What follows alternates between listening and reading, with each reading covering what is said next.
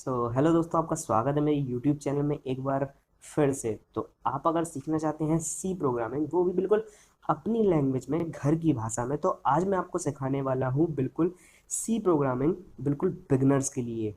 जो आज तक सी प्रोग्रामिंग का सी भी नहीं जानते हैं, उनको भी ये प्रोग्रामिंग लैंग्वेज बहुत अच्छे से समझ में आने वाली है। मैं बहुत ही अच्छी अच्छी चीज़ें इसमें बताऊंगा और आपको कोशिश करूंगा ज़्यादा से ज़्यादा चीज़ें इसमें बताने की और ज़्यादा से ज़्यादा आपको समझाने की। तो वीडियो के साथ बने रहिए, वीडियो को आप पूरा देखिए, आपको सी प्रोग्रामिंग 100% आ जाएगी, ये मेरी गारंटी है। हेलो दोस्तों, मेरा नाम है अनिकेत और ठीक है। तो सबसे पहले बात आती है, हम सी प्रोग्रामिंग सीखना क्यों चाहते हैं, आखिर सी प्रोग्रामिंग इतनी इंपॉर्टेंट क्यों है, इसके बारे में बात करें। तो सबसे पहले सी प्रोग्रामिंग के अब फाउंडर मान लीजिए, या जिन्होंने इसे बनाया था, उनका नाम था डेनिस रिची। इस चीज को आप बहुत ही अच्छे से ध्यान रखेंगे। इन्होंने सी प्रोग्रामिंग जो है, जो आज हम सीखने वाले हैं, इनको फाउंड किया था, अर्थात इन्होंने ही ये लैंग्वेज बनाई थी। ठीक है। अब ये इतनी इम्पोर्टेंट क्यों है, इसका यूज आज हम प्रोग्रामिंग में, सॉफ्टवेयर में, डेवलपिंग में या बेसिक कॉन्सेप्ट सीखने में इसका यूज करते हैं। सी प्रोग्रामिंग को एक मदर लैंग्वेज कहा जाता है। मदर लैंग्वेज यानी अगर आप सी प्रोग्रामिंग सीख लेते हैं तो बाकियों की प्रोग्रामिंग सीखने में आपको बहुत ही आसानी होने वाली है। अब आप सी प्रोग्रामिंग सीख जाएंगे, इसके बाद अगर आप कोई और प्रोग्रामिंग सीखने वाले हैं या सीखना स्टार्ट करते हैं, तो आप जानेंगे, ओह ये तो बिल्कुल ही हमारी सी प्रोग्रामिंग जैसी दिख रही है। या जो भी कॉन्सेप्ट हम इसमें सी प्रोग्रामिंग में अभी सीखने वाले हैं, या जोड़ने का या घटाने का या पैलिंड्रोम या कोई भी प्रोग्राम हम बनाने वाले हैं, या कोई भी फंक्शन हम इसमें बनाने वाले हैं, आप अन्य किसी लैंग्वेज में जब बात करने जाएंगे, उसमें प्रोग्राम बनाने जाएंगे, तो आपको समझ में आएगा कि ये हम ऑलरेडी सी प्रोग्रामिंग में कुछ ऐसा कर चुके हैं, बस कीवर्ड्स ही चेंज हुए हैं, जिसके द्वारा अब हम इजिली इस लैंग्वेज को सीख पा रहे हैं। इसलिए इसको एक मदर लैंग्वेज कहा जाता है, कि सी प्रोग्रामिंग एक मदर लैंग्वेज है ऑल लैंग्वेज की, यानी ये माता है। अगर उसको सीख लिया तो समझो और माँ के बच्चों को भी आपने जान लिया। ठीक है। तो सी प्रोग्रामिंग हम लोग इसलिए सीखते हैं। एंड सी प्रोग्रामिंग आप देखते हैं, हाँ, डिप्लोमा हो या बीसीए हो या बीटेक हो, हमें शुरुआत में ही देखने को मिल जाता है, क्योंकि जब हम सी जानेंगे तभी हम बाकी की लैंग्वेज जानेंगे। तो अब ज़्यादा वेस्ट ना करते हुए सी प्रोग्रामिंग में हम लोग आगे बढ़ते हैं। तो सी प्रोग्रामिंग को रन करवाने के लिए हमें बस एक लैपटॉप की ज़रूरत है, जहाँ पर हमें एक सॉफ्टवेयर को डाउनलोड करना होगा, और उसके बाद हम सी प्रोग्राम बना पाएंगे। इसके लिए आपको कोई बहुत ही बड़े सिस्टम की रिक्वायरमेंट नहीं है, बहुत ही बड़े भारी सिस्टम आपको इसमें यूज़ नहीं करना पड़ेगा। आपके पास जो भी लैपटॉप है उसमें ईजिली 64 बिट्स या 32 बिट्स ईजिली वो आराम से चल जाएगा। तो आपको सबसे पहले गूगल में जाना है और यहाँ पर डालना है Turbo C plus plus download. Download, बस इतना आप डालेंगे, डाउनलोड। ठीक है। तो यहाँ पर जो आपको पहली वेबसाइट यहाँ पर देख रही है, जो ये नाम है आपका developerinsight.co, ठीक है, इस पे आपको जाना है। इस वेबसाइट पे आपके जाने के बाद आपको यहाँ पर दिख रहा होगा, ये पहले स्टेप पर ही आपको ये ऑप्शन दे रहा है, ये डाउनलोड का। Download turbo C plus plus 3.2। अगर आपके में ये नहीं चलता है या किसी कारण से ये सपोर्ट नहीं करता है, वैसे तो ये आप देख सकते हैं यहाँ पर 7, 8, 8.1 एंड विंडोज 10 के लिए यूजेबल है, एंड 32 एंड 64 बिट्स ये आराम से चल जाएगा फुल स्क्रीन में। फिर भी अगर आपको प्रॉब्लम आती है, तो अपने कंप्यूटर का नाम डालकर या जो भी सिस्टम की आपकी स्पेसिफिकेशंस है उसको डालकर आप इजीली डाउनलोड कर सकते हैं इसका कोई और वर्जन। ठीक है। तो हम यहाँ से इसको डाउनलोड पर क्लिक करेंगे और इसको डाउनलोड होने देंगे। तो ये थोड़ी देर लेगा, इसमें थोड़ा सा ऐड आएगा और इसके बाद ये डाउनलोडिंग स्टार्ट हो जाएगी। यहाँ पर टाइमिंग चल रही है। ठीक है। तो यहाँ पर इस फाइल को हम लोग कर लेंगे सेव, एंड ओनली 7 MB की है, तो ये अभी हाल डाउनलोड हो जाएगी। एंड आपको अगर पसंद आ रहा है तो इस चैनल को सब्सक्राइब करते हुए जरूर जाएं, क्योंकि यहाँ पर सब कुछ मिलने वाला है कंप्यूटर साइंस और आईटी इंडस्ट्री से रिलेटेड। ठीक है। तो यहाँ पर ये डाउनलोड हो गया है, वैसे मेरे पास ऑलरेडी ये इंस्टॉल्ड है, फिर भी मैं आपको कुछ प्रोसेस करके दिखा दे रहा हूँ। ये आपको जिप फाइल मिलेगी, इसको ओपन करने के लिए आपको जिप फाइल ओपनर की जरूरत पड़ेगी। यहाँ पर आपको ये दिख रहा होगा setup.exe फाइल, इसको आपको क्लिक करके इंस्टॉल कर लेना है। इतना तो आप जानते होंगे कैसे एक इंस्टॉल किया जाता है एक प्रोग्राम को। ठीक है। तो जैसे ही आप इसको इंस्टॉल करेंगे, आप अपनी विंडो में पाएंगे कि यहाँ पर एक आपको ये टर्बो सी प्लस प्लस का एक सॉफ्टवेयर मिल गया होगा कुछ इस प्रकार का, माइक्रोसॉफ्ट का ये एक प्रोडक्ट है। ठीक है, तो ये आप इंस्टॉल कर लिए हैं। जो भी नहीं समझ में आ रहा है तो आप कमेंट करके दिखाइए, मैं यहाँ पर पूरी वीडियो ला दूंगा इसको कैसे इंस्टॉल करना है। ठीक है, तो यहाँ पर टर्बो सी प्लस प्लस को हम डबल क्लिक करके सीधे ओपन करेंगे और जानेंगे अपने पहले प्रोग्राम के बारे में, और सबसे पहले इसके इंटरफेस के बारे में कि आखिर ये काम कैसे करना है। ठीक है, तो आपके सामने ये ऑप्शन बन के आ जाएगा टर्बो सी प्लस प्लस का। तो आपको यहाँ पर ज़्यादा कुछ नहीं ध्यान देना है, क्योंकि यहाँ पर बहुत सारे ऑप्शंस आपको देख रहे होंगे, start, new projects and new source file. तो यहाँ पर आपको ज़्यादा ध्यान नहीं देना है, इन दो चीज़ों पर आपको टिक लगाना है। फुल स्क्रीन मोड अगर आप इसको पूरे स्क्रीन में चाहते हैं, और इन दोनों में टिक लगाने के बाद आपको यहाँ पर केवल star turbo C plus plus पे आपको यहाँ पर एक क्लिक करेंगे तो इसके बाद ये आपको दूसरी विंडो में ले आएगा, जिसपे कुछ इस प्रकार का ऑप्शन आ रहा होगा एंड कुछ इस ब्लैंक प्रकार की आपको विंडो देखने को मिल रही होगी। अब आप सोचेंगे हम यहाँ पर कोडिंग कहाँ पर करेंगे। ठीक है, तो यहाँ पर आपको जाना है फाइल में, और यहाँ पर जैसे ही आप क्लिक करेंगे तो यहाँ पर आपको पहला ऑप्शन दिख रहा होगा न्यू। तो इस पे आप जैसे ही क्लिक करेंगे तो कुछ इस प्रकार की स्क्रीन आपके सामने ब्लू कलर की स्क्रीन आ जाएगी, जिसमें ये कर्सर आपको टिमटिमाता हुआ नजर आएगा। ठीक है, तो अब इस स्क्रीन को फुल करना है तो यहाँ पर एक बटन F5, आप जैसे ही इसको प्रेस करेंगे तो ये फुल स्क्रीन में आ जाएगा आपके सामने। अब इसके इंटरफेस को समझते हैं। सबसे पहले ये आपको दिख रहा है, ये आपका प्रोजेक्ट है, उसका नाम है एंड उसका एक्सटेंशन है CPP, यानी कि C प्लस प्लस। अब आप कंफ्यूज हुई कि हम सी सीख रहे हैं लेकिन C प्लस प्लस, तो आपको बता दूं ऐसा कुछ नहीं है। आप C प्लस प्लस में ही C को रन करेंगे, जो भी अब कंपाइलर आता है इसमें आप इजिली C को भी सपोर्ट करता है एंड C प्लस प्लस। अब आप C प्लस प्लस का प्रोग्राम बनाएंगे तो उसमें C प्रोग्राम भी इजिली रन हो जाएगा। ठीक है, तो यहाँ पर हम लोगों का ये आपका इंटरफेस है। यहाँ पर F1 हेल्प के लिए, F2 सेव करने के लिए, एंड और भी ऑप्शंस काफ़ी सारे हैं जिसका हम आगे यूज़ करने वाले हैं। तो अब बात करते हैं यहाँ पर सबसे पहला प्रोग्राम आप बनाएंगे अपनी लाइफ में, तो वो कैसे बनाएंगे। उसके लिए कुछ फंक्शंस हम लोगों को यहाँ पर देखने पड़ेंगे पहले, उसके बारे में। ठीक है, तो सबसे पहले आप यहाँ पर टाइप करेंगे हैज़। अब आप कहेंगे हैज़ क्यों टाइप किया, तो इसको डिफाइन करते हैं अलग अलग वीडियोस में हम लोग, लेकिन फिर भी अभी मैं आपको छोटी सी एक इसकी डेफिनेशन देता हूँ। ये होता है एक प्रकार का प्री प्रोसेसर।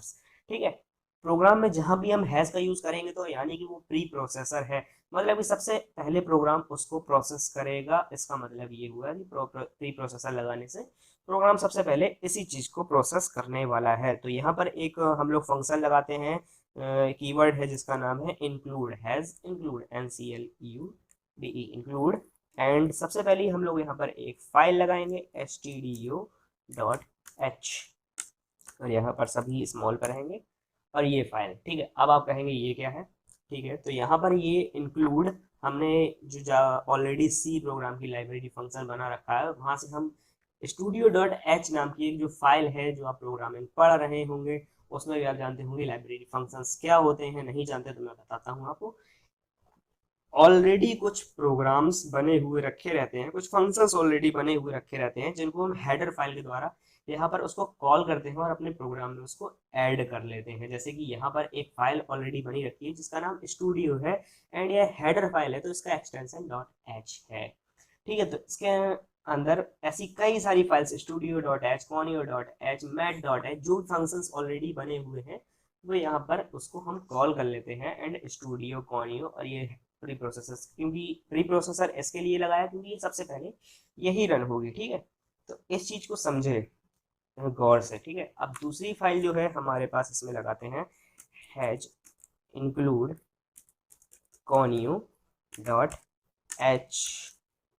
ठीक है, अब यहाँ पर जो है ये दो फाइलें यहाँ पर यूज होने वाली हैं, तो इन दो फाइलों का यूज क्यों करते हैं। ठीक है, तो इसके लिए हम चलते हैं, अभी आपको दिखाते हैं। यहाँ पर जाएंगे और हम लोग डालेंगे, मैं आपको पूरा दिखाता हूँ, studio.h इन हिंदी। ठीक है, तो अब ये आपको बताएगा studio.h क्यों लगाते हैं। ठीक है, तो यहाँ पर साफ साफ लिखा हुआ है कि studio.h all functions used for input output are defined। ठीक है, अब हम प्रोग्राम बना रहे हैं, वहां पर कोई चीज को हम लोगों को इनपुट करवाना है या किसी चीज से हम लोगों को आउटपुट लेना है, तो उसके लिए एक फंक्शंस ऑलरेडी डिफाइंड रखे हुए हैं यहाँ पर। तो वो सारे फंक्शंस किस फाइल में इंक्लूड है, वो स्टूडियो डॉट एच फाइल में सारे input and output functions include रखे हुए हैं। इसलिए इसका हम स्टूडियो डॉट एच का यूज करते हैं। एंड अब बात करते हैं conio dot H, meaning in Hindi. ठीक है, इसी में देखते हैं फाइल्स, हेडर फाइल्स। तो बेसिकली इसमें भी कुछ फंक्शंस ऐसे बने हुए रहते हैं जो बेसिक प्रोग्राम में यूज किए ही जाते हैं, इसीलिए हम यहाँ पर include and conio dot H and studio dot H का यूज़ करते हैं। आप वेबसाइट पर जाकर गूगल पे जैसे ही डालेंगे ये कितने प्रकार के इनका यूज़ क्या है, ये सारी चीज़ें आपको अभी समझ में आ जाएंगी और इस पर विस्तार से चर्चा भी हम लोग एक बार करने वाले हैं आने वाली वीडियोस पे। ठीक है, तो अब कॉनियो और स्टूडियो फाइल्स आप समझे कि ये क्या होती है। वापस इसको हम लोग अल्ट प्लस एंटर दबाकर इसको फुल कर लेंगे। ठीक है, तो ये हम लोगों ने दो बेसिक फंक्शन हम लोगों ने यहाँ पर इसको कॉल कर ली है। इसके बाद क्या होता है, हम लोगों को मेन फंक्शन बनाना पड़ता है। कोई भी प्रोग्रामिंग लैंग्वेज आप जानते हैं, ये एक वॉइड मेन फंक्शन रहेगा और ये इस प्रकार। ठीक है, तो वॉइड मेन फंक्शन जो होता है, ये मेन फंक्शन होता है। जब आप प्रोग्राम बना रहे हैं, कोई भी दुनिया का आप प्रोग्राम बनाएंगे, तो उसके लिए आपको एक मेन फंक्शन की आवश्यकता जरूर होगी, जो कि ये होती है वॉइड मेन। आप यहाँ पर आगे चल के जानेंगे इंट मेन और भी मेन फंक्शंस के बारे में जानेंगे। फिलहाल हम लोग यहाँ पर वॉइड इसलिए यूज़ कर रहे हैं क्योंकि ये कुछ भी रिटर्न नहीं करने वाला है। ठीक है, तो यहाँ पर आप यूज़ करेंगे वॉइड मेन एंड जो बॉडी है हम लोग उसे खोलेंगे। इसके बाद हम लोग यहाँ पर पहला नाम प्रिंट करवाने वाले हैं, जिसे का नाम है हेलो वर्ल्ड। ठीक है, तो यहाँ पर अब प्रिंट करवाने के लिए हम लोगों का सी में एक फंक्शन होता है printf। ठीक है, इसको हम इससे बंद करेंगे एंड फाइनली ये लगाएंगे। एंड यहाँ पर मैं अपनी चैनल का नाम लिखने वाला हूँ अनिकेत का ज्ञान। ठीक है, हमने ये लाइन लिख ली। इस लाइन का मतलब आप समझ गए होंगे, वैसे मैं समझा देता हूँ। प्रिंटफ एक फंक्शन है जो कि प्रिंट करवाने के लिए यूज़ किया जाता है। इसके डबल ब्रैकेट में लगाया जाता है एंड इसे सेमीकोलन से बंद कर दिया जाता है। एंड डबल कोट के अंदर आपको जो भी प्रिंट करवाना है वो यहाँ पर आप लिख सकते हैं और इसे प्रिंट करवा सकते हैं। इसके बाद हम लोग लिखेंगे गेट सी एच, जो कि एक ऑलरेडी फंक्शन है जो कि एक कैरेक्टर को होल्ड करने के लिए यूज किया जाता है। ठीक है, अब आपने देखा ये एक बन चुका है। अब आप इसको रन कैसे कराएंगे, अगर इसमें कोई एरर है तो वो भी अभी हाल आपको ये सॉफ्टवेयर करके दिखाएगा कि इसमें एक एरर है और वो कहाँ पर है। ठीक है, तो सबसे पहले हमको क्या करवाना रहता है, प्रोग्राम को कंपाइल। तो हम लोग कंपाइल पे क्लिक करेंगे और यहाँ पर कंपाइल लिखा हुआ है, या Alt प्लस F9 यूज़ करके भी इसको कंपाइल करा सकते हैं। तो मैंने जैसे ही इसमें कंपाइल में क्लिक किया तो यहाँ पर आप देख सकते हैं लाइन कंपाइल हुई है 464 एंड वार्निंग 0 एंड एरर्स 0। अब हमें समझ में आ गया कि हमारा जो है प्रोग्राम हमने बनाया है बिल्कुल सही बना हुआ है और ये कंपाइल सक्सेसफुली हो चुका है। एंड एंटर करेंगे। अब इस प्रोग्राम को हम लोग रन करवाएंगे। हम लोगों ने इसको कंपाइल करा लिया है, अब इसको रन करवाना भी जरूरी है कि क्या मिला। तो जैसे ही हमने रन करवाया तो यहाँ पर आप देख सकते हैं अनिकेत का ज्ञान आ गया है सामने। अब आपने अपनी लाइफ का पहला प्रोग्राम बना लिया है और अब आप जान गए हैं सी प्रोग्रामिंग का पहला प्रोग्राम। तो अब आप इसी से कह सकते हैं कि मुझे सी प्रोग्रामिंग का पहला प्रोग्राम बनना आ चुका है। अभी हम इसके बारे में बहुत एडवांस चीज जानने वाले हैं, तो बने रहिए। ठीक है, पसंद आ रहा है तो चैनल को सब्सक्राइब करते हुए जरूर जाइए। अब मैं आपको एक चीज़ और करके दिखाता हूँ। यहाँ पर रन पे क्लिक करेंगे और जैसे ही इस पर रन पे क्लिक किया और दोबारा से आप देखेंगे कि यहाँ पर एक बार फिर से ये प्रोग्राम उसी लाइन में आ चुका है। तो इसके लिए फंक्शंस का यूज़ किया जाता है। एक सेकंड में उसको देख लूँ। यहाँ पर CLR फंक्शन का यूज़ होता है जो कि स्क्रीन को क्लियर करने के लिए यूज़ होता है, लेकिन ये लगाया कहाँ पे जाता है, इसको कंपाइल करके समझ में आ जाएगा। इसको दोबारा से रन करवा के देखते हैं। ठीक है, तो ये हो गई क्लियर स्क्रीन एंड अंकित का ज्ञान आपके सामने हाजिर है और सामने आपके लिखा हुआ है अंकित का ज्ञान, और वो भी बिना किसी दूसरी लाइन का यूज़ करके आपने देखा कि दूसरी लाइन यहाँ पर नहीं छप रही है। अब आप इसको जितने बार भी इसको रन करवा के देख लें और ये वापस से स्क्रीन को क्लियर कर देता है। मैं एक बार इस फंक्शन को हटा के दिखाता हूँ, CLR को, एंड वापस से रन करवाता हूँ। तो ये अल्ट कंट्रोल प्लस F9 से मैंने इसको फिर से करवाया। तो आपने देखा यहाँ पर 2, मैं इसको एक बार और करता हूँ, 3 बार एंड फाइनली 4 बार। 4 बार यहाँ पर लिखकर आ चुका है, पिछला मिटा नहीं है। तो इसलिए इसका यूज़ करते हैं हम लोग, यहाँ पर CLR का यूज़ करेंगे and control plus F9 and एक लाइन पे ये लिख के आ गया। तो आपने सीखा पहला प्रोग्राम कैसे बनाते हैं, और सी प्रोग्रामिंग के बारे में आप कुछ ना कुछ अब जान गए होंगे। ठीक है, अभी इसके बहुत सारे फंक्शंस और जानने बाकी है, तो आगे अगले फंक्शन की अब हम बात करेंगे। तो अब हम लोगों ने जान लिया पहला प्रोग्राम बना के। अब हम लोग क्या करने वाले हैं, हम छोटे छोटे प्रोग्राम्स बनाएंगे, 2 नंबर्स को जोड़ना, घटाना और ये सब फंक्शंस कैसे काम करते हैं, अब इस चीज़ को समझेंगे। तो हम अपना टर्बो सी स्टार्ट करते हैं और ये स्टार्ट हो गया है एंड कल की तरह बिल्कुल न्यू फाइल स्टार्ट करेंगे। ये हमारा आ गया, तो हमें दूसरा न्यू करना पड़ेगा एंड F5 दबाकर इस स्क्रीन को कंप्लीट फुल करना होगा। ठीक है, अब हम इसमें क्या करने वाले हैं, 2 नंबर्स को जोड़ने वाले हैं। कैसे जोड़ेंगे उसके पहले आपको जानना होगा यहाँ पर कुछ डेटा टाइप, यानी कि डेटा टाइप जिसमें डेटा को होल्ड किया जाता है। तो हम लाइन बाय लाइन जानते हैं डायरेक्ट। तो सबसे पहले आपको पता है यहाँ पर लिखना है has include studio dot H and next line पर आप लिखेंगे include conio dot H. Okay, and यहाँ पर मेन फंक्शन void main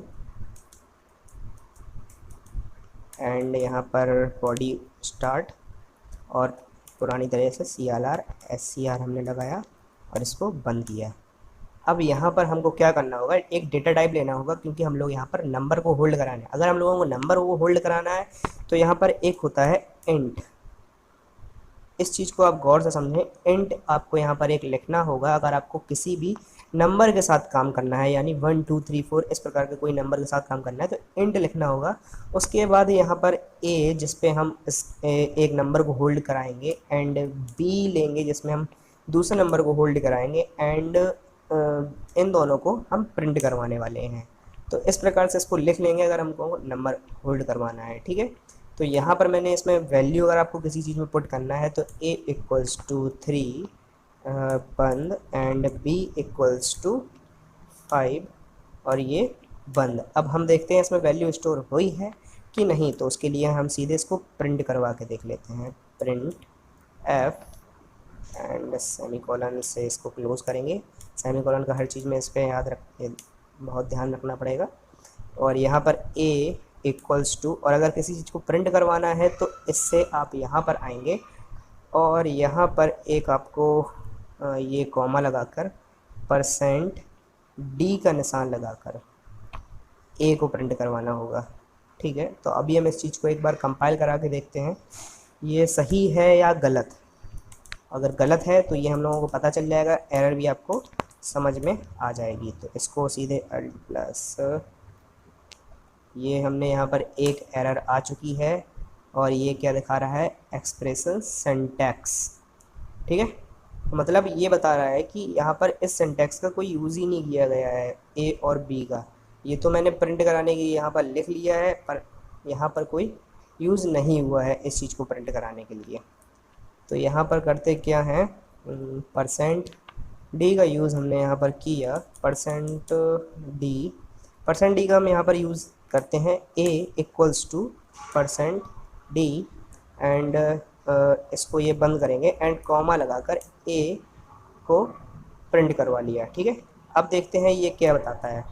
ये पास हो गया एंड a इक्वल्स टू 3 यहाँ पर प्रिंट हो गया। हमने यहाँ पर a पर 3 वैल्यू ही स्टोर की थी, आप यहाँ पर देख सकते हैं। तो आपको समझ में आ गया होगा और एरर भी आप फाइंड करना समझ गए होंगे कि कैसे यहाँ पर ये एरर को फाइंड किया जाता है। तो साथ ही साथ अब हम b को प्रिंट करवा लेंगे, प्रिंट f एंड सेमीकोलन से इसको क्लोज करेंगे एंड डबल कोट के साथ b equals to percent D, अगर हम लोगों को कोई भी वैल्यू पुट करवानी है, प्रिंट करवानी है, तो वहाँ पर परसेंट डी का यूज़ करते हैं। ठीक है, अब इतना हो गया। अब इसको हम यहाँ पर कंपाइल करा के देखेंगे। A3 and B equals to 5, तो बिल्कुल सही चीज़ है, अब आप जान गए। ठीक है, अब क्या करते हैं, इस प्रोग्राम को हम लोग जोड़ के देखते हैं ए और बी को, एंड उसको सी को प्रिंट कराते हैं। जो भी उसमें वैल्यू आएगी उसको हम सी में प्रिंट करवा देंगे। ठीक है, तो इसको मैं हटाता हूँ यहाँ से यहाँ तक। तो ए हम लोगों ने 3 ले लिया है, बी हम लोगों ने यहाँ पर 5 ले लिया है। तो यहाँ पर एक छोटा सा फार्मूला आपको पता होगा, C equals to A plus, एक सेकेंड, यहाँ पर ए प्लस बी एंड ये ऑफ।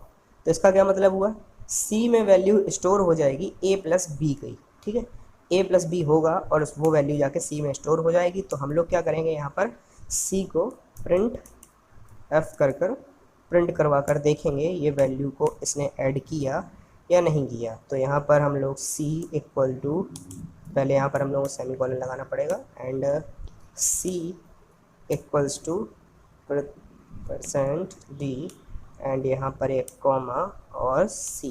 तो इसको रन करवा के देखते हैं, होता है एरर।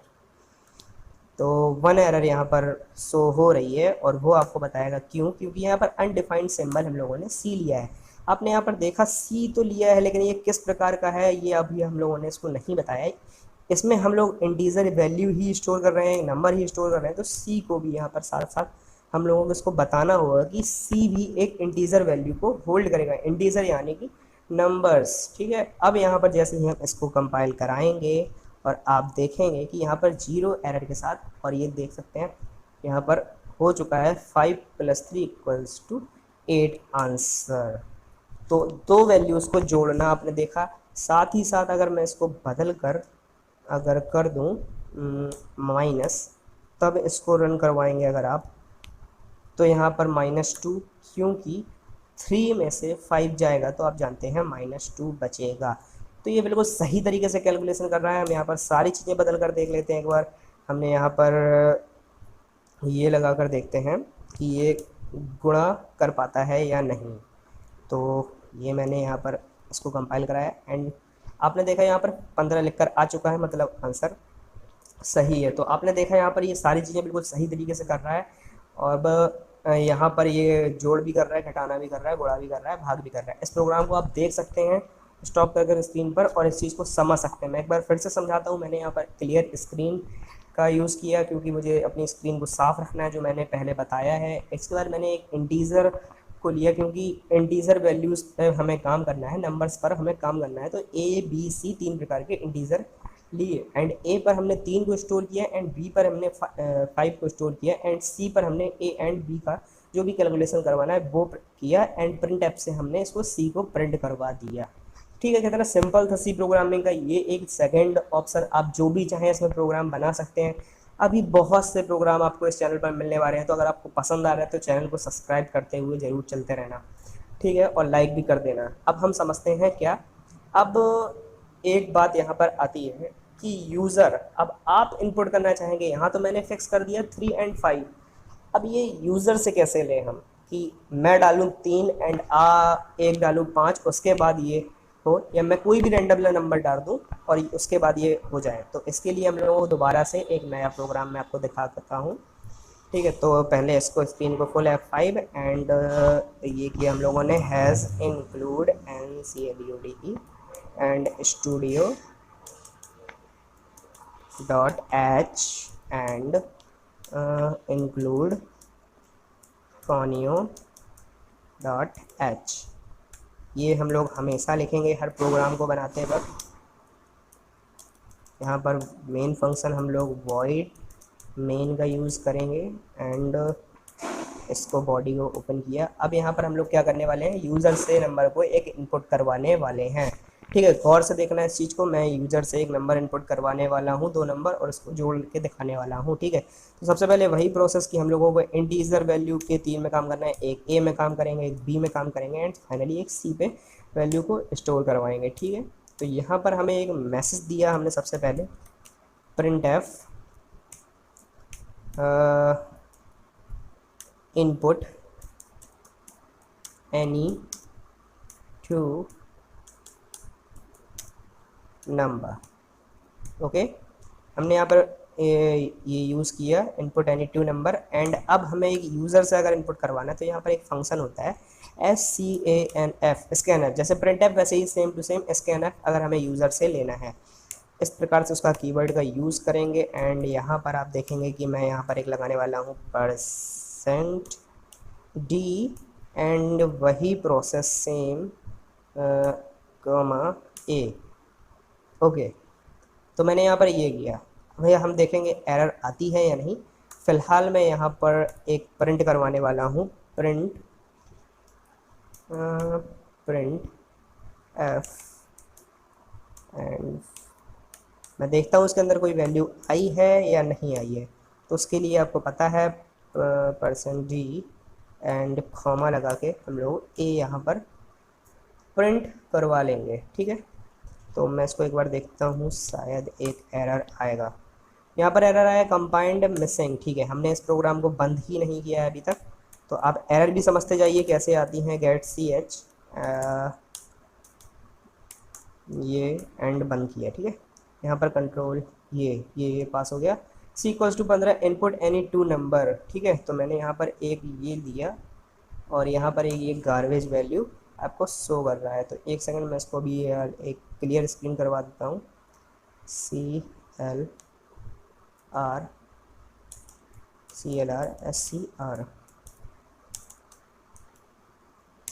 अब स्क्रीन हमारी साफ़ हो जाएगी। मैं एक सेकंड इसको देखता हूँ, समझता हूँ। प्रिंटर हमने यहाँ पर a को स्कैन करवाया, यहाँ पर एक गया वैल्यू जो कि इसमें जानी है। ठीक है, a में, और हमने यहाँ पर a को ही यहाँ पर प्रिंट करवाया। तो समझते हैं इसमें गार्बेज वैल्यू हम लोगों को क्यों दिखा रहा है। तो 4, तो यहाँ पर आप देख रहे हैं कि एक ही वैल्यू बार बार आ रही है, तो इसको हम समझाते हैं ये होता है गार्बेज वैल्यू। अब यहाँ पर जो भी बना हुआ है, हमने यहाँ पर a बनाया, b बनाया, c बनाया, तो ऑलरेडी कंपाइलर क्या करता है, इस पर एक वैल्यू को स्टोर कर देता है। उसे हम लोग गार्बेज वैल्यू कहते हैं, जो किसी हमारे काम की नहीं होती है। और जब वो नंबर पर कुछ होता नहीं है तो वही वैल्यू हम लोगों को शो करवा देता है। ठीक है, तो अभी इसका मतलब हुआ कि ये कोई वैल्यू अभी तक स्टोर इसमें कर नहीं रहा है। तो अब हम यहाँ पर लिखेंगे वही अपना कीवर्ड सारे के सारे, include studio studio.h। Header files को हमने यहाँ पर ऐड किया, तो जो नेसेसरी हैं conio.h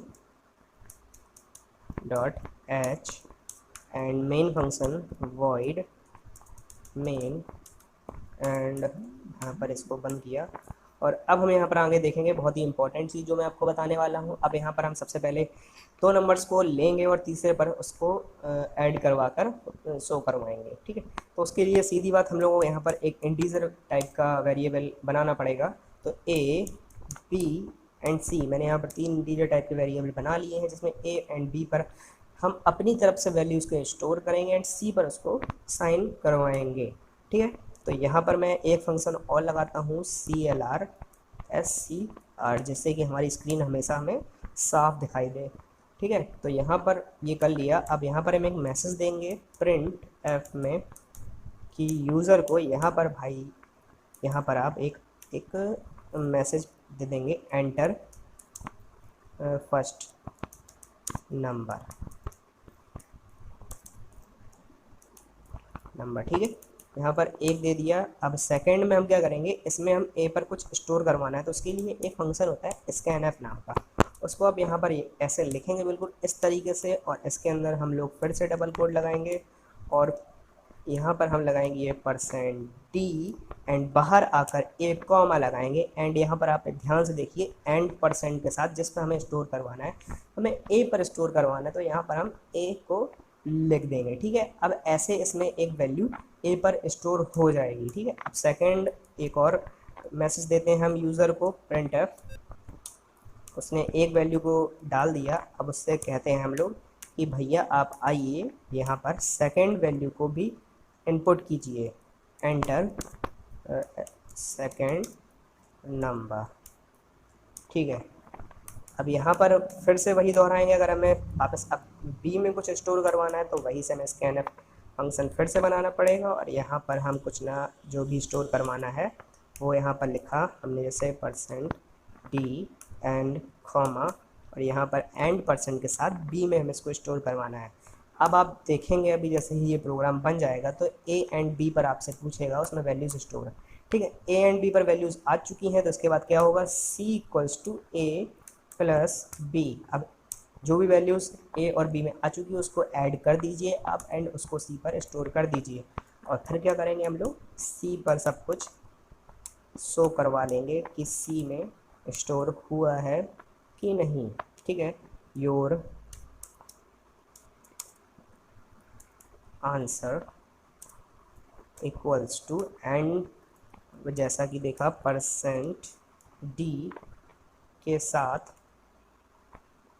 नो यहाँ पर हम लोग परसेंट डी को अंदर लगाएंगे, डी एंड कॉमा लगा के यहाँ पर जो भी प्रिंट करवाना है, सी प्रिंट करवाना है तो सी को वहाँ पर लिख देंगे, ठीक है। इसके बाद हम लोगों को प्रोग्राम को बंद करना है, get C H and finally body close. तो अब रन करवाते हैं, जो भी एरर आएगी हमारे सामने आएगी उसको हम सॉल्व कर लेंगे। अब फाइनली इसको रन करवा के देखते हैं।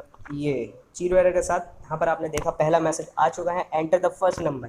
मैंने यहाँ पर 4 एंटर किया एंड 4 रखा है यहाँ पर नंबर एंड उसके बाद आप एंटर करेंगे। इसके बाद इसने देखा दूसरा आपको दे दिया जो कि मैंने यहाँ पर टाइप किया था एंटर सेकंड नंबर, तो मैंने यहाँ पर लिख दिया 10। अब आप जैसे ही इसमें एंटर करेंगे ना तो आप देखेंगे कि ये 14 आपके सामने आंसर आ चुका है। तो मुबारक हो, आपने अपना दूसरा प्रोग्राम सीख लिया है, यूज़र से कैसे इनपुट लेना है एंड कितना आसान है। तो चैनल को सब्सक्राइब कर लेना क्योंकि पसंद आ रही होगी वीडियो, मुझे पता है, ठीक है। प्रोग्रामिंग सीखते वक्त बहुत ही मज़ा आता है। तो यहाँ पर हम लोगों ने जान लिया 2 नंबर इनपुट करवाए एंड उसके बाद यूज़र से एंड उसको हम लोगों ने आराम से प्रिंट करवा लिया। तो मैं यहाँ पर एक चीज़ और करके आपको दिखा देता हूँ। हम लोग यहाँ पर इनटू करवा लेते हैं, ठीक है, गुणा मल्टीप्लिकेशन, और ऐसा करते हैं इस बार हम लोग 3 का इनटू करवाते हैं। तो हम यहाँ पर कोई रैंडम नंबर लेते हैं डी, तो हमने यहाँ पर डी लिया तो हमें यहाँ भी डी बढ़ाना पड़ेगा साथ ही साथ में, ठीक है। तो यहाँ पर भी हम एक डी बढ़ा लेते हैं एंड यूज़र से एक थर्ड नंबर लेने की कोशिश करते हैं, प्रिंट एफ एंड यहाँ पर ये कॉलम्स और कोड्स का बहुत ध्यान रखना पड़ता है, एंटर थर्ड नंबर। स्पेलिंग्स पर हो सकता है शायद गलत हो लेकिन प्रोग्रामिंग सही होगी। स्कैनर एंड इसको ऑफ किया और आप जानते हैं यहाँ पर एंड परसेंट डी में स्टोर करवाना है और इसके अंदर हम लोगों को लिखना रहता है परसेंट डी, ठीक है। तो यहाँ पर देखा 3 नंबरों का अब क्या होने वाला है, गुणा, और ये आपसे 3 नंबर मांगेगा। कैसे, चलिए इसको रन करवा ही लेते हैं। ये मैंने रन किया, आपसे पहला नंबर मांगा, आपने 2 प्रेस किया एंड एंटर दबाया। यहाँ पर आपने अगला नंबर डाला 4, प्रेस किया एंड थर्ड नंबर डाला 6 और आपके सामने यहाँ पर 48 बिल्कुल सही आंसर आपके सामने हाजिर है, बिल्कुल, ठीक है। तो अब आप जान गए होंगे कुछ ना प्रोग्रामिंग आपको आनी समझ में आ गई होगी, कितना आसान है, कोई बड़ी बात नहीं है। अभी इसमें विस्तार से चर्चा बहुत चीज़ें बाकी हैं, ठीक है। तो हम लोग जान गए यूज़र से इनपुट कैसे लेना है, उसको जोड़ना, घटाना, गुणा, भाग, ये सब कैसे करना है, और हम लोगों ने अपना नाम भी प्रिंट करवा के देख लिया एंड अब यूज़र से हम लोगों ने लेकर भी देख लिया कुछ ना कुछ जो भी लेना है यूज़र से इनपुट करवाना है वो हम लोगों ने ले लिया। अब आगे हम लोग बात करने वाले हैं नेक्स्ट टॉपिक की, जो कि है हमारा लूप सिस्टम। अब आप लूप को जानते ही होंगे, नहीं जानते तो मैं छोटी सी एक डेफिनेशन देता हूँ। लूप का सीधा सीधा मतलब होता है किसी चीज़ को बार बार करना। एक लूप बन जाता है मतलब कि एक उसी चीज़ को बार बार रिपीट की जाती है। अब जैसे कि अगर आपको 100 बार राम लिखना है या मेरी चैनल का नाम अनिकेत का ज्ञान लिखना है तो उसके लिए आपको 100 बार प्रिंट एफ लिखने की ज़रूरत नहीं पड़ेगी। आप 100 बार एक लूप को चला देंगे और वो ऑटोमेटिक आपके लिए 100 बार ये प्रिंट करवा देगा। कैसे, तो अब देखते हैं अगले प्रोग्राम में। तो न्यू प्रोग्राम लेते हैं और बढ़िया सा एक लूप चला के दिखाते हैं हम आपको, ठीक है। तो ये इसको हमने फुल किया एंड इससे पहले आप जान लें कि यहाँ पर लूप तीन प्रकार के होते हैं, ठीक है। एक होता है आपका फॉर लूप, एंड सेकंड होता है वाइल लूप, एंड थर्ड होता है डू वाइल लूप। ठीक है, ये 3 लूप आप पढ़ने वाले हैं। 3 तरीके से मैं आपको करके दिखाने वाला हूँ फटाफट। तो एक ही प्रोग्राम को मैं आपको 3 प्रकार से करके दिखाता हूँ, 3 लूप कैसे चलाए जाते हैं 3 प्रकार से। ठीक है, तो सबसे पहले आप जानते हैं यहाँ पर क्या लिखना है हम लोगों को, include studio dot H and has include conio S T, spelling यहाँ पर कुछ मिस्टेक हुई है, STDIO conio dot H main function. जब आप इसको बार बार करेंगे तो आपको ये बिल्कुल रट जाएगा, बिल्कुल बहुत ही आसान आपके लिए। मेन फंक्शन जो होता है उसको हमेशा वॉइड या इंटीजर टाइप से हम लोग यहाँ पर करते हैं। ठीक है, तो मैंने यहाँ पर बना लिया मेन फंक्शन। एंड अब हम क्या करने वाले हैं, लूप चलाने वाले हैं जिसके अंदर मैं अपने चैनल का नाम प्रिंट करवाने वाला हूँ 100 बार। ठीक है, तो करते कैसे हैं, ये हम करेंगे फॉर लूप से। सबसे सिंपल लूप होता है फॉर लूप, तो मैं उससे ही करके आप लोग को दिखाने वाला हूँ। तो सबसे पहले आपको यहाँ पर क्या करना है, एक इंटीजर टाइप की वैल्यू लेनी है आई। ठीक है, आई आप कुछ भी ले सकते हैं ये तो, लेकिन इंटीजर टाइप की एक आपको वैल्यू बनानी है। तो इसके बाद आपका कीवर्ड है लूप चलाने के लिए फॉर। फॉर एक प्रकार का कीवर्ड है, यहाँ पर आप यूज़ करके फॉर लूप को स्टार्ट कर सकते हैं। फॉर लूप के अंदर आपको कैसे लिखना है इसको बहुत ही ध्यान से देखें। सबसे पहले आपको एक यहाँ पर डिफाइन करना है इसके अंदर कि आपको लूप कहाँ से शुरू करनी है। मैं लूप को 1 से शुरू करना चाहता हूँ। ठीक है, एंड सेमी कॉलन लगाएंगे। इसके बाद आप इसमें बताएंगे कि लूप आपको कहाँ तक चलाना है। आई जब तक मैं इसको चलाऊंगा, डज नॉट इक्वल्स टू, ये साइन है 100 तक। मैं 1 से लेके 100 बार इस लूप को दोहरवाना चाहता हूँ। ठीक है, एंड आई प्लस प्लस, मैं एक वैल्यू को इंक्रीज करना चाहता हूँ। इसके बारे में अगर आपको वीडियो चाहिए कमेंट जरूर कर देना, मैं प्रत्येक लूप की अलग अलग से बाकायदा सही से वीडियो ला दूंगा अगर आपको समझ में नहीं आता है। ठीक है, तो ये हम लोगों ने यहाँ पर फॉर किया। फॉर हर चीज़ का जो भी बनाएंगे उसकी एक बॉडी जरूर क्रिएट करेंगे। तो ये इसका है, आप समझ जाएं। ठीक है, यहाँ पर आई, अब देखना आई मतलब कि इस लूप को हमने बताया कि ये 1 से लेकर जब तक इसकी वैल्यू 100 नहीं हो जाती तब तक ये चलेगा, और जितने बार चलेगा ये अपनी वैल्यू एक बार इंक्रीज़ करेगा, वो यहाँ पर डिफाइन करते हैं। ये 3 चीज़ें इसके अंदर डिफाइन हो जाती हैं। तो मतलब अब ये लूप 100 बार चलने के लिए तैयार है। तो अब ये लूप तो 100 बार चल जाएगा। अब इसके अंदर हमें जो भी काम करवाना है, हमें जोड़ना घटाना या कुछ भी प्रिंट करवाना है, वो इसके अंदर हम एक बार लिख देंगे तो ये बार बार ये चीज़ कर देगा। जैसे मैं प्रिंट करवाऊँगा प्रिंट एफ, ये देखिए मैं इसके अंदर प्रिंट करवाने वाला हूँ अपना नाम अनिकेत। ठीक है, इसके बाद मैं इसको बंद करूँगा इस प्रोग्राम को, लेट्स सी एच। एंड मैं विस्तार में इसलिए नहीं बता सकता, वीडियो बहुत लंबी खिंच जाएगी। फिलहाल अभी ये 1 घंटे की वीडियो से ऊपर होने वाली है।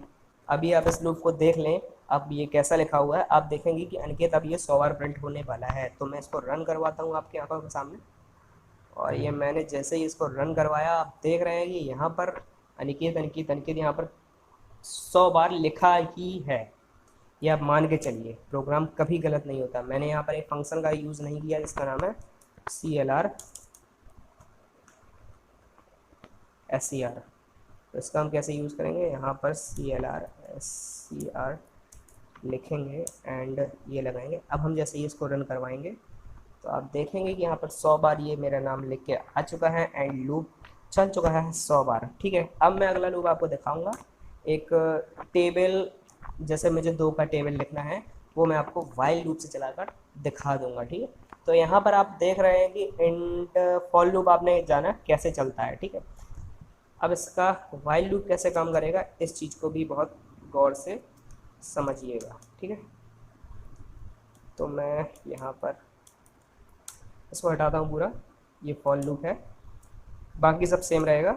मुझे अपना बस लूप का कॉन्सेप्ट बदलना है। तो अगर हमें यहाँ पर कोई भी एक नया लूप चलाना है, जैसे कि वाइल लूप चलाना है, तो उसके लिए एक कीवर्ड है वाइल। वाइल मतलब कि जब तक की, उसको समझाना पड़ता है जब तक की। यहाँ इसके बीच में इसमें कंडीशन लिखी जाती है उसमें जबकि डिफरेंस होता था, एंड ये होती है इसकी बॉडी। ठीक है, यहाँ पर हम कंडीशन लिखेंगे इसके बीच में कि ये लूप कब तक चलना चाहिए, और यहाँ पर हम लोग लूप के ऊपर डिफाइन करेंगे कि ये कहाँ से चलेगा। जैसे मुझे आई से 1 से लेकर के जो मुझे टेबल चलानी है, तो मुझे इस लूप को 10 बार चलवाना होगा। तो ये मैं चलाऊँगा कहाँ तक, I does not equals to 10 बार। ओके, मैं इसको 10 बार चलाऊँगा इस लूप को, और 10 बार चलाना है तो मुझे एक टेबल की ज़रूरत पड़ेगी, जिसके लिए मुझे एक कीवर्ड लेना पड़ेगा जिसका ए, एंड जिसमें हम स्टोर करेंगे वो होगा हमारा बी। ठीक है, तो यहाँ पर ये लूप 10 बार चल जाएगा। अब हमें करना क्या होगा, सबसे पहले तो हमें यहाँ पर एक प्रिंट करवाना होगा कि हमें टेबल किसकी चाहिए है। तो जैसे मैंने यहाँ पर डिफाइन कर दिया, मुझे टेबल्स केवल 2 की चाहिए। अगर आपको टेबल खुद डालनी है तो आप स्कैनर करके एक ही जगह पर आप कोई भी वैल्यू स्टोर करवा सकते हैं यूज़र इनपुट के फंक्शन के द्वारा, जैसे मैंने अभी पिछले बताया था। ठीक है, तो a = 2 मैंने डिसाइड कर दिया यहाँ पर कि a की वैल्यू 2 है, मुझे 2 का टेबल यहाँ पर प्रिंट करना है। तो यहाँ पर ये क्या करेगा, b में a into a multiple by 1। अब 1 नहीं, यहाँ पर हम करेंगे i। ठीक है, अब आप गौर से इस चीज़ को समझिए, b में कौन सी वैल्यू जाएगी, a की वैल्यू। a की वैल्यू ऑलरेडी फिक्स है 2, यहाँ पर 2 फिक्स है a की वैल्यू, एंड i की वैल्यू हर बार लूप में बढ़ेगी 1 से लेके 10 तक, तो इसमें मल्टीप्लाई होता जाएगा। यही कॉन्सेप्ट होता है टेबल का। ठीक है, तो यहाँ पर हम प्रिंट करवा लेंगे, प्रिंटफ, और परसेंट कहाँ गया, %d एंड कामा और b को हम लोग यहाँ पर प्रिंट करवा लेंगे, क्योंकि b में वो वैल्यू स्टोर हो जाएगी। आप देखेंगे जैसे ही हम इसको रन करवाएंगे, आपने देखा ये अब इस चीज़ को जानिए, ये अनलिमिटेड चला जा रहा है। आप देख रहे हैं 2 2 2 2 चला ही जा रहा है। ये क्या होता है, ये हो गया हमारा एक किसी लूप को चलाते वक्त अगर कोई एरर क्रिएट हो जाती है आपसे गलती से भी, तो लूप की एक खासियत है, ये इनफाइनाइट लूप बन गया। अब ये जीवन में कभी नहीं रुकने वाला है, जब तक आपकी लैपटॉप की मेमोरी ख़त्म नहीं हो जाती है तब तक ये लूप आप देख रहे हैं चलता रहेगा। आप कोई भी बटन दबाएंगे, यहाँ पर कोई फ़र्क पड़ने वाला नहीं है। मैं सारी बटन दबा कर देख रहा हूँ। इसके लिए बस एक ही ऑप्शन बचेगा आपके पास कि आपको कंप्यूटर को बंद करना पड़ेगा, या फिर से इस प्रोग्राम को किसी तरह से स्टार्ट करना पड़ेगा। अब ये इनफाइनाइट लूप बन चुका है। ठीक है, तो इस चीज़ को आपको ध्यान रखना है कि कभी गलती नहीं होने देनी है, वरना इनफाइनाइट लूप एक बार चल गया तो आपका बना बनाया प्रोग्राम बिल्कुल तरीके से बर्बाद हो जाएगा। ठीक है, तो मैं इसको बंद करने का तरीका बताता हूँ। आप अपने लैपटॉप में विंडो की को यहाँ पर दबाइए, तो आपको इस प्रोग्राम से बाहर आ जाएंगे, लेकिन ये प्रोग्राम ऑलरेडी आप देख रहे हैं चल ही रहा है। तो उसको मैं यहाँ से काट देता हूँ। मेरे पास ऑलरेडी एक विंडो खुली हुई रखी है, मैं इसको ओपन कर लेता हूँ, कंट्रोल ये। ठीक है, तो आपको ध्यान रखना है कभी भी आपका लूप ऊपर ना जाने पाए, मतलब कि सही लूप ही काम करे। ठीक है, मैं आपको अभी वाइल लूप का ओनली एक फंक्शन बना के दिखा देता हूँ, जैसे आपको वाइल लूप के बारे में समझ में आ जाए, वाइल लूप आखिर काम कैसे करता है। तो यहाँ पर मैं लिखूँगा वाइल, ये कब तक चलाना है वाइल लूप। मैंने हुआ क्या था, मैंने उसमें डिफाइन नहीं किया था ये कहाँ तक चलेगा, इसको डिफाइन करना बहुत ज़रूरी होता है। अब वो अनलिमिटेड चलता रहेगा, अगर आप उसको बताएंगे नहीं भैया लूप चलना कहाँ तक है, इसीलिए वो लूप इनफाइनाइट लूप चला गया। तो यहाँ पर हम बताने वाले हैं इस बार पक्का कि ये आई की वैल्यू जब तक, जैसे कि यहाँ पर तो मैंने ए लिया है, तो ए की वैल्यू जब तक कि डज नॉट इक्वल्स टू 10 ना हो जाए, और ए की वैल्यू हम यहाँ पर ऑलरेडी 1 किए दे रहे हैं, और इसकी बॉडी को हम ओपन करेंगे। ठीक है, और यहाँ पर हम बताएंगे कि ए की वैल्यू हर बार एक बढ़ जाएगी इस प्रकार से। अब ये लूप आपका ज़रूर 10 बार ही चलने वाला है। कैसे, मैं आपको यहाँ पर एक प्रिंट करवा के दिखा दे रहा हूँ। प्रिंट है,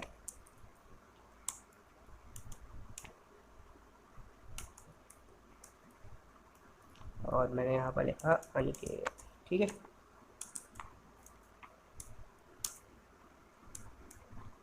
हेलो। ठीक है, मैंने यहाँ पर ये लिख दिया अब इसका कीवर्ड आप सीधे सीधे समझ सकते हैं। यहाँ पर एक मैंने ए डिफाइन कर दिया 1, एंड कब तक ये चलेगा, जब तक ये 10 नहीं हो जाता है, एंड हर बार इसकी वैल्यू 1 इंक्रीज होगी। ठीक है, मैं इसको रन करता हूँ एंड आपने यहाँ पर देखा hello Aniket, hello Aniket, hello, ये 10 बार चल चुका है। ठीक है, तो वाइल लूप कुछ इस प्रकार से काम करता है। ये फॉर लूप से थोड़ा अलग होता है वाइल लूप। ठीक है, डू वाइल लूप काम क्या करता है? डू वाइल लूप में एक यहाँ पर वाइल की जगह पर जो आपको वाइल दिख रहा है, इसको आप यहाँ पर डू कर देंगे। ठीक है, और इस कंडीशन को भी यहाँ से आप हटा देंगे हर बार। ठीक है, और यहाँ से जैसे ही आप इससे बाहर आते हैं तो यहाँ पर आपको लिखना होगा वाइल, और इसमें आपको देनी होगी एक कंडीशन। जैसे कि मैं यहाँ पर एक कंडीशन दिया था, डज नॉट इक्वल्स टू 10। तो देखना पड़ेगा ये लूप अब सही से काम करता है या नहीं। अगर सही से नहीं करेगा तो आप जानते हैं ये इनफाइनाइट लूप चला जाएगा। ठीक है, तो इसको Ctrl+9 से करना।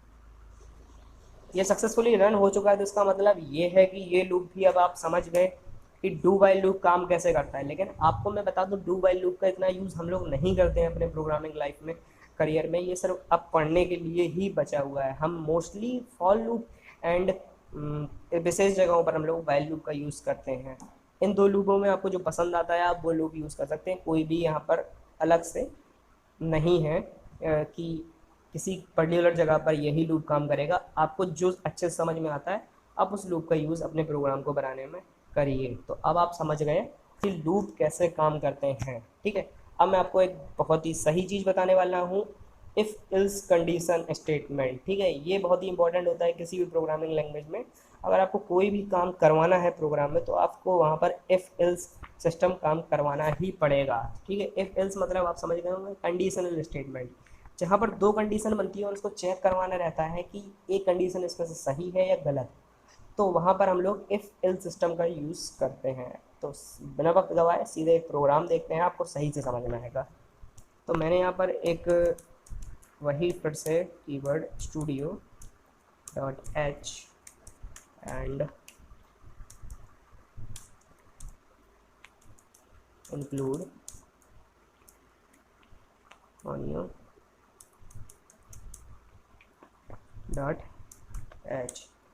का यूज़ किया। मेन फंक्शन यहाँ पर बनाएंगे void main।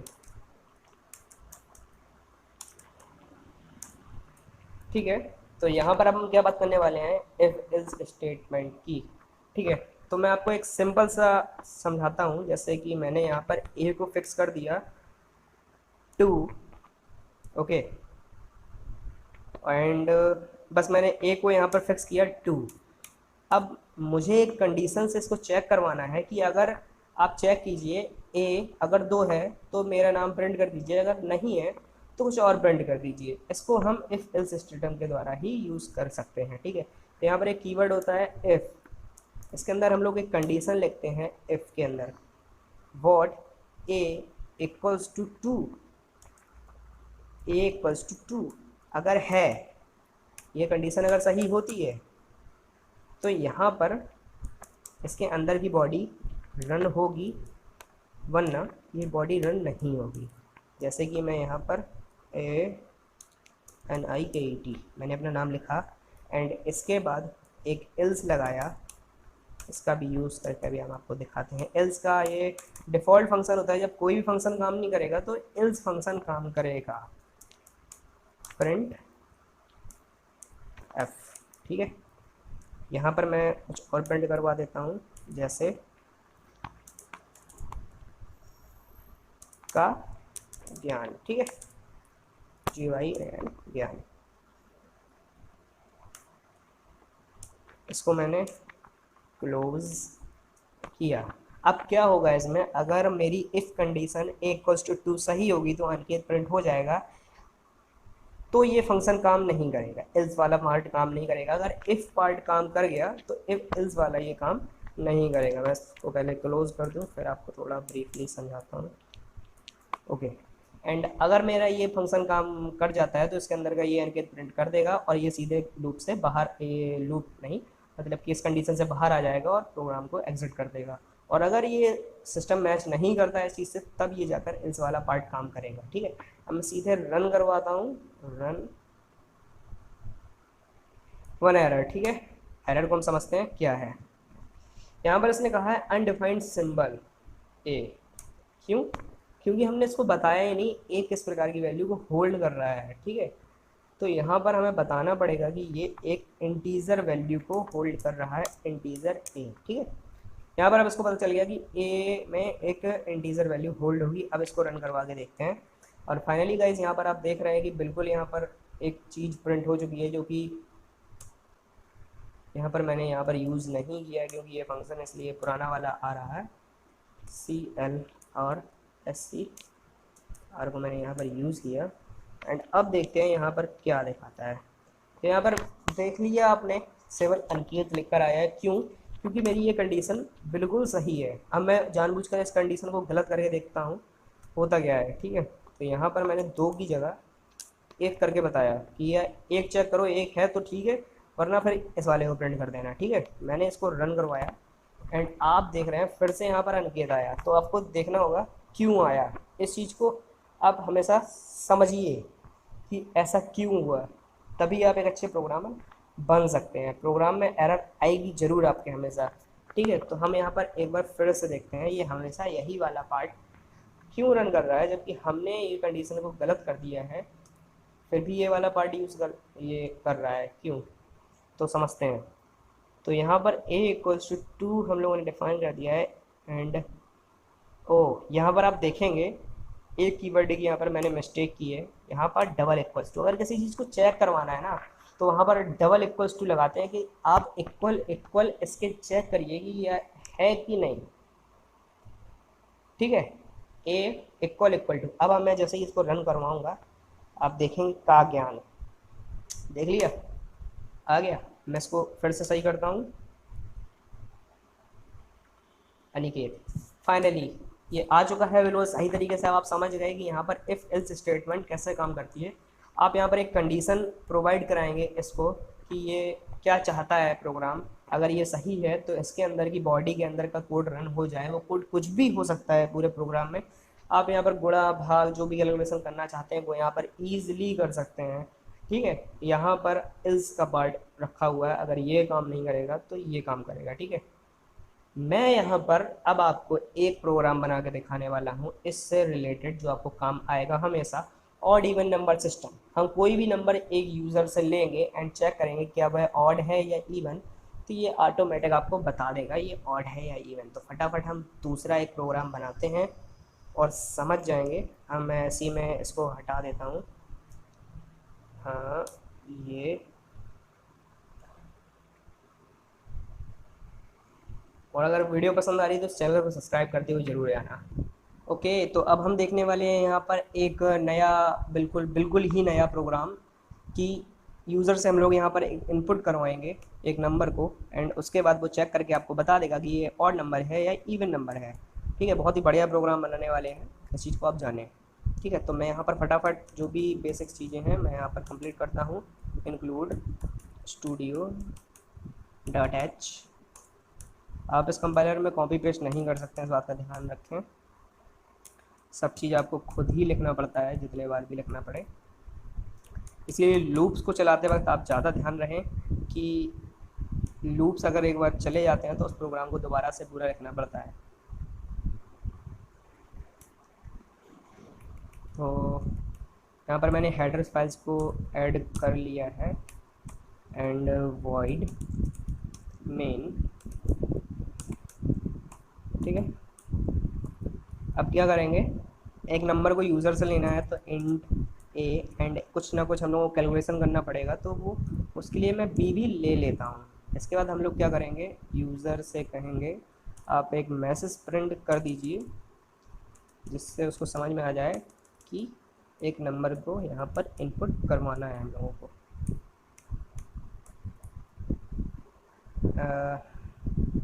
Enter any number, ये हो गया हमारा message. And second SCANF, scanf, यानी हम कुछ ना कुछ अब यूज़र से लेने वाले हैं। %d को लगाएंगे। ये चीज़ें आपको मैं बता चुका हूँ ब्रीफली अभी पीछे। एंड a यहाँ पर स्टोर हो जाएगा जो भी होगा, ठीक है। अब यूज़र के पास आ चुका है a, जो भी स्टोर है a में जो भी नंबर है। इसके बाद हम लोग अब चेक कैसे करवाएंगे, कंडीशन स्टेटमेंट का यहाँ पर यूज़ करने वाले हैं, इफ़ एंड एल्स का। जैसे ये चेक करके बताने वाला है कि ये ऑड है या इवन, तो इसके लिए हम यहाँ पर बताया था इफ़ लिखेंगे एंड इसके अंदर कंडीशन लिखेंगे जो भी हमें चेक करवाना है। तो हम लोग चेक कैसे करवाएंगे, आपको ऑड इवन का फॉर्मूला तो पता ही होगा कैसे निकाला जाता है। कोई भी संख्या अगर 2 से डिवाइड होती है तो वो इवन कहलाती है एंड अगर नहीं होती है तो वो ऑड कहलाती है, ठीक है।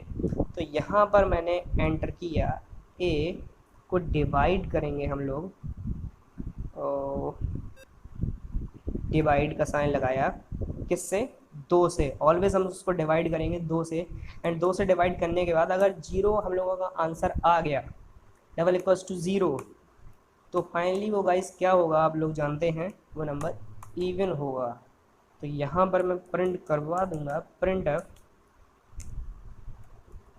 Number is even. और अदरवाइज अगर ऐसा नहीं होता है, 0 नहीं आता है, तो भाई साहब आप इसमें ऑलरेडी फिक्स कर सकते हैं कि ये आप प्रिंट करवा दीजिए, प्रिंटफ क्या, प्रिंटअप करवा दीजिए नंबर इज ऑड, यहाँ पर डबल कॉलन ये एंड ये, ठीक है। प्रोग्राम आपको समझ में आ रहा होगा, अब आने लगा होगा धीमे धीमे। काफ़ी सारी चीज़ें आप सीख गए होंगे इतनी देर में। जो नहीं सीख पा रहे हैं वो मुझे बताएं, मैं ज़रूर उसको बारे में आपको बताऊंगा, ठीक है। आपने प्रोग्राम देख लिया है, क्या क्या मैंने इसमें बताया है। एक चीज़ और इसमें यूज कर लेता हूँ, CLR, इससे हमारी स्क्रीन हर बार साफ हम लोगों को मिले, ठीक है। तो हर बार ये कंडीशन एक चेक करेगा कि जो भी हमें नंबर मिला है क्या वो 2 से डिवाइड होने के बाद अगर उसमें 0 आ रहा है तो नंबर इज इवन, अदरवाइज वो ऑड नंबर ही होगा। 2 ही कंडीशन बनती है। फाइनली इसको रन करवाते हैं और अब देखते हैं क्या होता है। फाइनली ये रन हो चुका है without error and enter any number. तो मैंने यहाँ पर 6 नंबर एंटर किया, तो क्या आना चाहिए, इवन नंबर आना चाहिए, पक्की बात। ये ऑड नंबर है, ओहो ठीक है, ऑड नंबर है ये। इसको एक बार मैं टेस्ट करता हूँ, थोड़ा कन्फ्यूज़न क्रिएट है। 2 नंबर इज़ ऑड, तो हम लोगों ने यहाँ पर देखा हमेशा हमेशा इसमें ऑड आ रहा है, क्यों, क्योंकि कहीं ना कहीं मिस्टेक होगी इसीलिए ऑड आ रहा है, ठीक है। तो यहाँ पर मैं देखता हूँ, इफ़ ए को मैंने डिवाइड किया किस चीज़ से, तो यहाँ पर एक गलती हुई है छोटी सी।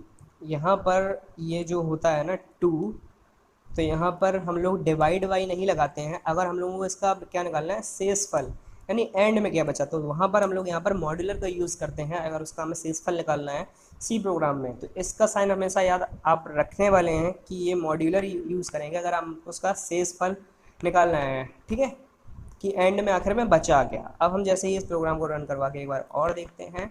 जैसे ही मैंने यहाँ पर 6 डाला तो आपने देखा यहाँ पर इवन आ चुका है एंड सेकेंड नंबर पर हम इस प्रोग्राम को रन करवाते हैं।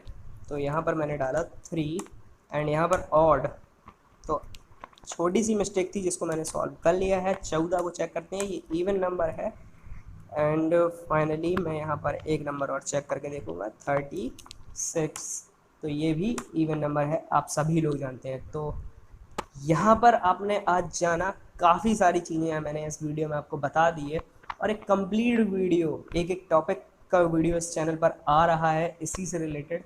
और आपको वीडियो पसंद आई तो यार चैनल को सब्सक्राइब करना और वीडियो को लाइक तो करना ही है।